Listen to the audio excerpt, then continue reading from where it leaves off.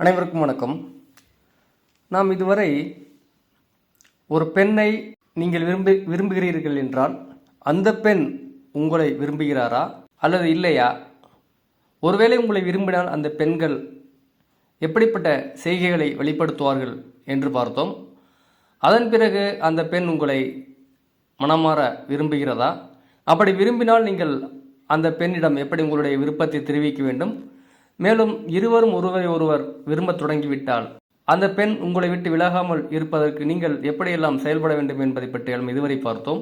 இன்றைய காணொளியில் நாம் பார்க்க போவது என்னவென்றால், ஒருவரை ஒருவர் காதலித்து கொண்டிருக்கும் பொழுது அல்லது விரும்பிக் கொண்டிருக்கும் பொழுது நீங்கள் விரும்பும் பெண் உங்களுக்கு ஏற்றவரா என்பதை ஒவ்வொரு ஆணும் கட்டாயமாக அறிந்து கொள்ள வேண்டிய ஒன்று. அதை பற்றி தான் பார்க்க போகிறோம். ஒருவேளை நீங்கள் விரும்பும் பெண் உங்களுக்கு ஏற்றவர் இல்லை என்றால் நீங்கள் அவரை விட்டு விலகி விடுவது நல்லது. திருமணத்திற்கு முன்பு காதலிக்கும் பொழுது ஒரு ஆணாகட்டும் பெண்ணாகட்டும் சிறு சிறு சண்டைகள் ஏற்பட்டாலும் மீண்டும் இணைந்து விடுவார்கள். யாராவது ஒருவர் விட்டு கொடுத்து ஒன்றாக இருந்து வருவார்கள். ஆனால் திருமணத்திற்கு பின்பு அவர்களுடைய வாழ்க்கை கசப்பாகிவிடும். இதற்கு முதன்மையான காரணம் ஒன்றாக இருப்பது என்னவென்றால், ஒரு பாலியல் சார்ந்ததாக இருக்க வேண்டும். அது இயல்பானது, பொதுவாக நிகழக்கூடியது.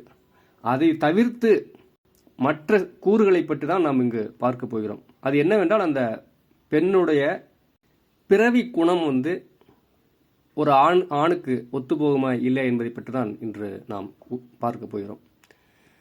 இருவர் காதலிக்கும் பொழுது அந்த பெண் அந்த ஆணுக்கு பொருத்தமானவளா இல்லை என்பதை அந்த ஆண் எளிதில் கண்டுபிடிக்க முடியும். அதற்கு அவளுடைய நடத்தைகளை நாம் கவனித்து வந்தாலே போதும். எடுத்துக்காட்டாக, எந்த பெண் உங்களுடன் சிறு சிறு குறைகளை கண்டுபிடித்து அதற்கு பிடிவாதமாக உங்களிடம் சண்டை செய்து கொண்டே இருக்கிறாளோ அந்த பெண்ணிடம் நீங்கள் சிக்கிக்கொள்ளக்கூடாது. அதை நாம் எப்படி கண்டறிய முடியும் என்றால், ஒரு இடத்திற்கு உங்களை அழைக்கிறாள் அந்த பெண், உங்களால் அங்கு செல்ல முடியவில்லை. ஏனென்றால் உங்களுடைய கால சூழ்நிலை, உங்களுடைய வேலைப்பழு காரணமாகவோ அல்லது வேறு ஏதாவது காரணமாகவோ உங்களால் அங்கு செல்ல முடியவில்லை என்றால் அதை அந்த பெண் ஏற்றுக்கொள்ள வேண்டும். ஏற்றுக்கொள்ளாமல் அதை காரணம் காட்டி உங்களுடன் எந்த நேரமும் அதையே வைத்துக்கொண்டு சண்டை செய்து கொண்டிருக்கக்கூடாது. அப்படி ஒன்று இல்லை இரண்டு அல்ல, எல்லா நேரங்களிலும் சிறு சிறு காரணங்களுக்காக உங்களிடம் ஒருவள் ஒத்துப்போகாமல் சண்டை பிடித்துக் கொண்டிருந்தால் அந்த பெண்ணை விட்டு நீங்கள் விலகி விடுவது நல்லது. அவள் அழகாக இருந்தாலும் சரி, எப்படி இருந்தாலும் சரி, அந்த பெண் உங்களுடைய வாழ்க்கைக்கு பொருத்தமானவள் கிடையாது. ஏனென்றால் உங்களை பற்றி அவள் புரிந்து கொள்ள மாட்டாள், எப்பொழுதுமே புரிந்து கொள்ள மாட்டாள்.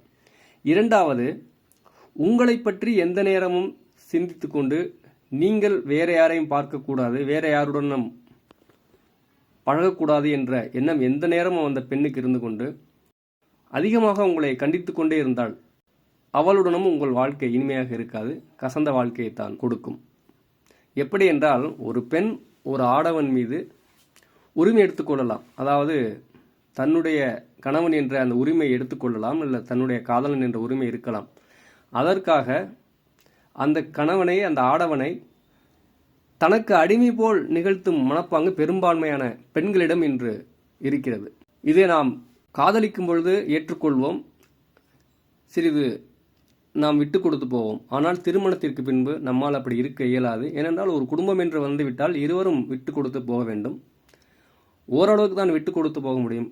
இல்லையென்றால் அந்த திருமண வாழ்க்கையே கசந்ததாக மாறிவிடும். எனவே இப்படிப்பட்ட பெண்களையும் நீங்கள் விட்டு விலகி விடுவது நல்லது.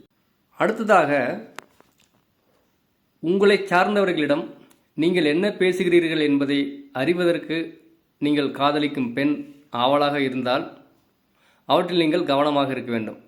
பொதுவாக உங்களை விரும்பும் பெண் உங்கள் உறவினர்களுடன் நீங்கள் என்ன பேசுகிறீர்கள் என்பதை அறிந்து கொள்ள ஆவலாக இருப்பார்கள். இது இயல்பான ஒன்று. ஆனால் அதை நல்ல எண்ணத்தில் இல்லாமல் முழுவதுமாக நீங்கள் அவர்களிடம் எதை பற்றி பேசுகிறீர்கள் என்பதை அறிந்து கொள்ள அந்த பெண் விரும்பினாள் என்றால் அந்த பெண் உங்கள் மீது ஆதிக்கம் செலுத்துகிறாள் என்றுதான் பொருள். இப்படிப்பட்ட பெண்களால் உங்களுடைய எதிர்காலத்தில் உங்களுடைய தனிப்பட்ட செயல்களுக்கு குந்தகம் ஏற்படும். அதாவது உங்களை தன் உரிமையுடன் செயல்பட விட மாட்டார்கள். எல்லாவற்றிலும் அவர்கள் மூக்கை நுழைப்பார்கள். உங்கள் குடும்பத்தினருடன் உங்களை சேரவிட மாட்டார்கள். தாய் தந்தையரிடமோ அல்லது உங்களுடைய அக்கா தங்கைகளிடமோ உங்களை சேரவிட மாட்டார்கள். குடும்பத்தை உடைத்து தனியாக பிரித்து செல்வதற்கு அவர்கள் வழிவகுப்பார்கள். இப்படிப்பட்ட பெண்களை நீங்கள் அறிந்து கொண்டால், அதாவது உங்களுடைய தனிப்பட்ட அனைத்து செயல்களிடமே தலையிடும் பெண்களை நீங்கள் அறிந்து கொண்டால் அவர்களை அன்றே தலைமொழி விடுவது நல்லது. இல்லை, அவர்கள் வேண்டுமென்று நீங்கள் அவர்களுடன் உறவை தொடர்ந்து திருமணம் செய்து கொண்டீர்கள் என்றால் உங்களுடைய எதிர்கால வாழ்க்கை, அதாவது திருமண வாழ்க்கை கேள்விக்குறியாவது உறுதி என்று கூறிக்கொள்கிறேன். எனவே அப்படிப்பட்ட பெண்கள் நீங்கள் காதலிப்பவராக இருந்தால் அவரை இன்றே நீங்கள் விட்டு விலகுவது நல்லது என்பதை நான் இங்கு ஆணித்தரமாக பதிவிடுகிறேன். அடுத்ததாக, நீங்கள் விரும்பக்கூடிய பெண் உங்களுடைய எண்ண ஓட்டத்திற்கு இயைந்தவளா என்பதை நீங்கள் பார்க்க வேண்டும். எடுத்துக்காட்டிற்கு, உங்களுக்கு இயற்கையுடன் இயைந்த வாழ்வியல் பிடிக்கும் என்றால் அந்த பெண் அதே வாழ்வியலை விரும்பினாள் என்றால் உங்களுடைய வாழ்வு இனிதாக இருக்கும். ஆனால் அதற்கு நேர்மாறாக அந்த பெண் இருந்தாள் என்றால் உங்களுக்கு அவள் பொருத்தமானவள் கிடையாது. ஆனால் இருந்தாலும் எல்லாரும் ஒரே போன்ற எண்ண ஓட்டங்களை கொண்டவராக இருக்க மாட்டார்கள். கணவனுக்கு இயற்கை வாழ்வியல் பிடித்தால் அவருடைய மனைவிக்கு அந்த வாழ்வியலை விட்டு விலகி வேற ஒரு வாழ்வியலை அவர் தேர்ந்தெடுத்து கொண்டிருப்பார். இருந்தாலும் அப்படிப்பட்டவர்களும் இணைந்து வாழலாம். ஆனால் எப்பொழுது அது கூடாது என்றால் உங்களுடைய வாழ்க்கையில் அவள் தலையிடாமல் இருக்கும் வரை உங்களுக்கு தொல்லை கிடையாது.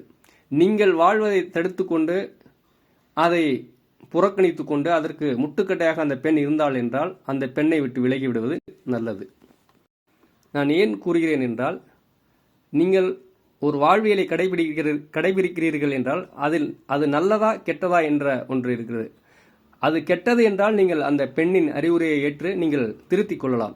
ஆனால் நீங்கள் இயற்கை வாழ்வியலை கடைபிடிக்கிறீர்கள் என்றால் அது உங்களுக்கும் இந்த குமுகாயத்திற்கும் நல்லதைத்தான் செய்யும். ஆனால் அதை அந்த பெண் தடுத்து கொண்டு உங்களுக்கு இடையூறாக இருந்தால் நீங்கள் அப்படிப்பட்டவர்களை விலக்கி விடுவது நல்லது என்று நான் கூறுகிறேன். நான் இதுவரை சில கருத்துக்களை கூறியிருந்தேன். இவையெல்லாம் நீங்கள் விரும்பும் பெண்ணிடம் தென்பட்டால் நீங்கள் அந்த பெண்ணை விட்டு விலகி விடுவது நல்லது என்று நான் கூறுகிறேன். அதேபோல் நீங்களும் அந்த பெண்ணினுடைய தனிப்பட்ட உரிமையில் தலையிடக்கூடாது. அது சரியாக இருந்திருந்தால் நீங்கள் தலையிடக்கூடாது. அந்த பெண் தவறான வழியை நோக்கி செல்லும் பொழுது நீங்கள் தலையிட்டு அதை தடுக்கலாம். ஆனால் அவளுடைய உரிமையில் எந்த ஒரு தவறான வழியில் செல்லாமல் அவளுடைய வாழ்க்கையை அவள் வாழ்ந்து கொண்டிருக்கும் பொழுது நீங்கள் அதில் தலையிட்டு நீங்களும் அந்த பெண்ணிற்கு இடையூறாக இருப்பதை நீங்கள் தவிர்த்து கொள்ள வேண்டும்.